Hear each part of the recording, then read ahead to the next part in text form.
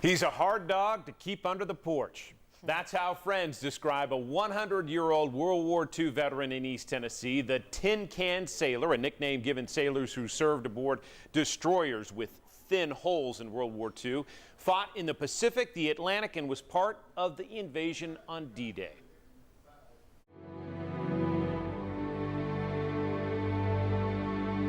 When you get blown over the side, if you blow this whistle, you might get picked up. Blow this whistle if you're tossed overboard. Those were the orders World War II Tin Can Sailor Hoke Culbertson remembers on D-Day. We were right there at Omaha. Right at Omaha? Yeah. The electrician mate spent the bulk of the largest land and sea invasion the world had ever witnessed June 6, 1944, in the bowels of his destroyer, the U.S.S. O'Brien. I hear gunfire, yeah. And did you lose a lot of sailors on that? We lost 13 at Cherbourg.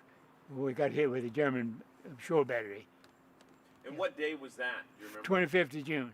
Growing up in landlocked East Tennessee, Hoke joined the Navy. First, served a tour in the Pacific. After a year and a half on the destroyer U.S.S. Gridley, he shipped out for the Atlantic and the invasion of Normandy. He later returned to the Pacific. His World War II service spanned 4 years, 3 months, and 13 days. It's the base of a 5-inch 38 powder case. He keeps an old shell casing from his days aboard a warship and can still remember his closest call at sea when a Japanese pilot flew his plane into Hoke's ship on a suicide kamikaze run. We were lucky, real lucky. The plane hit right at just about the waterline in a living compartment. And there was nobody in the living compartment because we was all at the battle station. So we didn't lose a man. But the memory that stands above all others for this Navy man didn't involve a battle, but rather a rescue. About the 5th of July, 1943, in the Battle of Kula Gulf, the U.S.S. Helena was sunk. 1,100 people on it, and most of them, 700 or more, were picked up with surrounding ships, and 165 and more or less made their way to a little island called Vella La Vella. Friendly coast watchers and missionaries hid the Americans from Japanese patrols, and Hoke was part of the rescue group that slipped in days later to save those stranded sailors. And got out without a shot being fired. And that's when Admiral Turner said it was a great risk, but it was damn well worth it. This commendation note thanked the sailors selected for the rescue mission, and to Hoke, no medal or keepsake means more.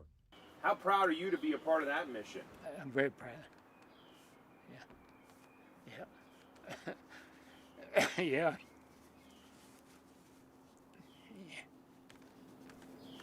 It was quite a mission.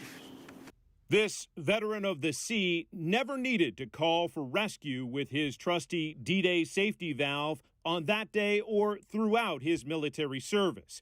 He has spent 100 years, 3 months, and a few days whistling to his own tune. There's not any secrets. No secrets. Just living right. No, I never lived right. No, if I lived right, I might have lived to be old.